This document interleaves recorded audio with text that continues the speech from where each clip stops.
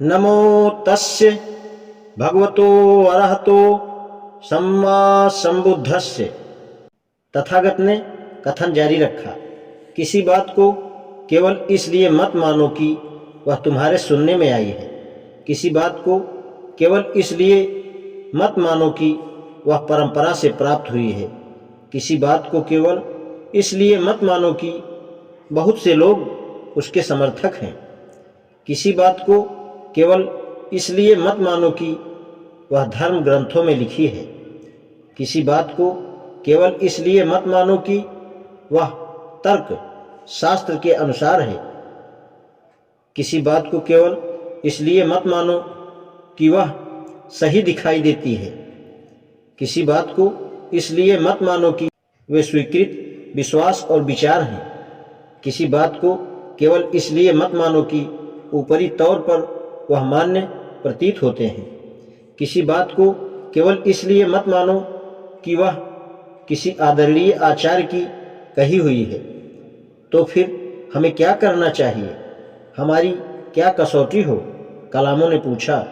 तथागत बोले, कलामों, कसौटी यही है कि स्वयं अपने से प्रश्न करो कि क्या अमुक बात का करना अहितकर है?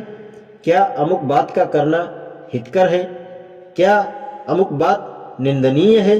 क्या अमुक बात विज्ञजनों द्वारा निषिद्ध है? क्या अमुक बात के करने से कष्ट और दुख होता है?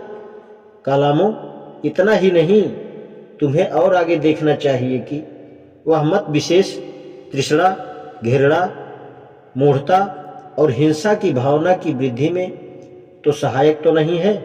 कलामों, इतना ही पर्याप्त नहीं है, तुम्हें यह भी देखना चाहिए कि मत विशेष किसी को उसकी अपनी इंद्रियों का गुलाम तो नहीं बनाता, उसे प्राणियों की हिंसा करने में प्रवृत्ति तो नहीं करता, उसे चोरी करने की प्रेरणा तो नहीं देता, उसे काम भोग संबंधी मिथ्याचार से प्रवृत्त तो नहीं करता, उसे झूठ बोलने में प्रवृत्त तो नहीं करता, उसे दूसरों को वैसा ही करने की प्रेरणा देने में तो प्रवृत्त नहीं करता। और हे कलामों, अंत में तुम्हें यही पूछना चाहिए कि यह दुख के लिए, अहित के लिए तो नहीं है। हे कलामों, अब तुम क्या सोचते हो? इन बातों के करने में आदमी का अहित है अथवा हित है? भंते, अहित है।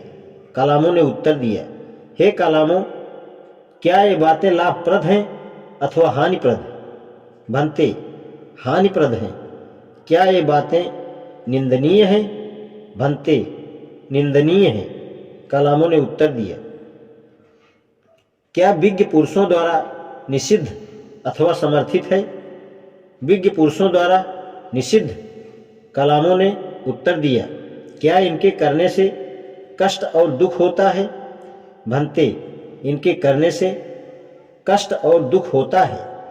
कोई धर्म ग्रंथ जो यह सब सिखाता हो, क्या वह स्वतः प्रमाण माना जा सकता है? क्या वह गलत होने की संभावना से परे माना जा सकता है? भंते, नहीं।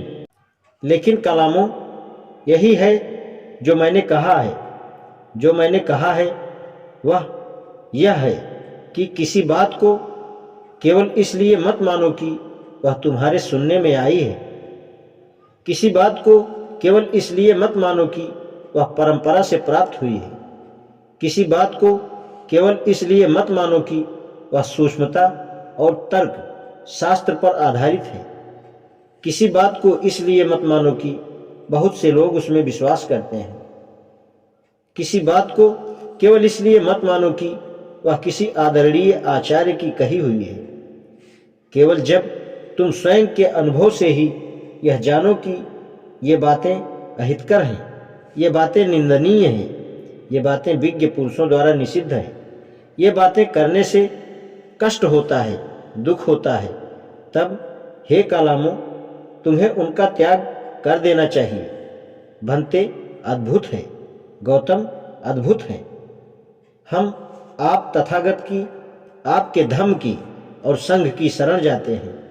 आज से प्राण रहने तक भगवान हमें अपना शरणागत उपासक माने। इस तर्क का सार स्पष्ट है। किसी व्यक्ति की शिक्षा को प्रमाणित करते समय इस बात का विचार मत करो कि वह किसी धर्म ग्रंथ में लिखी हुई है। इस बात का विचार मत करो कि वह तर्कशास्त्र अनुकूल है। इस बात का विचार मत करो कि वह ऊपरी दृष्टि से मान्य प्रतीत होती है। इस बात का विचार मत करो कि वह अनुकूल विश्वास या अनुकूल दृष्टि की है। इस बात का विचार मत करो कि वह ऊपरी दृष्टि से सच्ची प्रतीत होती है, तथा इस बात का विचार न करो कि वह किसी आदरणीय आचार्य की कही हुई प्रतीत होती है। लेकिन इस बात का विचार करो कि जिन मतों को या जिन विचारों को स्वीकार करना चाहते हो वे हितकर हैं अथवा अहितकर, निंदनीय हैं अथवा नहीं, कष्टप्रद हैं तथा हानिप्रद हैं या नहीं। केवल इन्हीं आधारों पर कोई किसी दूसरे की शिक्षाओं को स्वीकार कर सकता है। आज इतना ही। नमो बुद्धाय।